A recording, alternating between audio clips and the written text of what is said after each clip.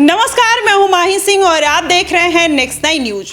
आज बात करने वाले हैं यूपी की सियासत को लेकर। बीते लोकसभा चुनाव में जिस तरीके से भारतीय जनता पार्टी को बड़ा झटका लगा है, माना यही जा रहा है कि अब एक और झटका उनको लगने वाला है। जी हां, हम बात कर रहे हैं अपर्णा यादव को लेकर। अपर्णा यादव, अब बात निकलकर सामने आ रही है, सूत्रों के हवाले से भी खबर आ रही है कि इस बार अपर्णा यादव अब सपा पार्टी का रुख कर सकती हैं, क्योंकि भारतीय जनता पार्टी ने उन्हें लगभग 2 से ढाई सालों से दरकिनार करके रखा हुआ है। अगर ऐसा कुछ होगा तो क्या इस बार के उपचुनाव से पहले भारतीय जनता पार्टी को बड़ा झटका लग सकता है या नहीं? आज इन्हीं तमाम मुद्दों पर चर्चा करेंगे। हमारे साथ सिराज मौजूद है। सिराज से जानेंगे कि सिराज, जिस तरीके से अपर्णा यादव को भारतीय जनता पार्टी ने लगातार दरकिनार किया, उन्होंने अपनी इच्छा भी जाहिर की, वहां पर रायबरेली से चुनाव लड़ने की बात यह भी निकल कर आई थी कि जब बृजभूषण का मामला निकल कर आया था तब ये कहा जा रहा था कि उनको वहां की सीट से उतारा जा सकता है, लेकिन एकदम से किसी भी सीट पर उनको कहीं ना कहीं उनकी एक तरीके से दरकिनार कर दिया जाता है। आपको क्या लगता है कि इस बार वो सपा का रुख कर सकती हैं?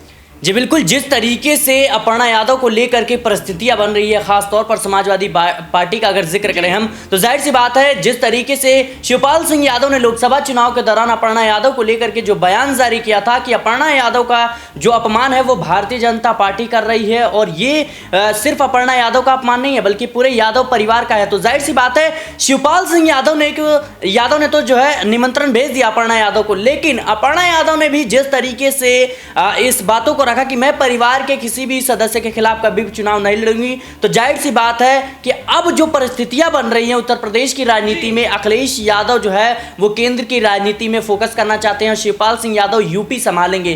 तो मुझे लगता है कि अपर्णा यादव की वापसी लगभग तय मानी जा रही है, और खास तौर पर देखें तो अभी उत्तर प्रदेश की 10 सीटों पर उपचुनाव होने हैं, और इस उपचुनाव के बाद से उत्तर प्रदेश की सियासत में एक बड़ा खेल हो सकता है, क्योंकि कयास यही लगाए जा रहे थे कि करहल सीट से अपर्णा यादव को मौका मिलेगा, लेकिन अब कहीं ना कहीं जो चुनाव है वो नजदीक है और अभी तक अपर्णा यादव ने कुछ बड़ा फैसला नहीं लिया है, और कह सकते हैं कि समाजवादी पार्टी ने भी अपर्णा यादव को लेकर के कुछ फैसला नहीं लिया है। लेकिन इतना जरूर कहूंगा माही कि चिंतन मंथन लगातार जारी है समाजवादी पार्टी में। आप देखें शिवपाल सिंह यादव ने जिस तरीके से लोकसभा चुनाव के दौरान जो बयान दिया था, उसके बाद से ही लगातार इस बात के कयास लगाए जा रहे थे कि क्या अपर्णा यादव वापसी करेंगी। तो जाहिर सी बात है विधानसभा चुनाव जब 2027 के होंगे, अपर्णा यादव जाहिर सी बात है वापसी करती हुई नजर आएंगी, क्योंकि भारतीय जनता पार्टी इस बात को रखना चाहती है कि अपर्णा यादव को कहीं ना कहीं हम उन्हीं के परिवार के किसी के खिलाफ जो है चुनाव लड़वाएं,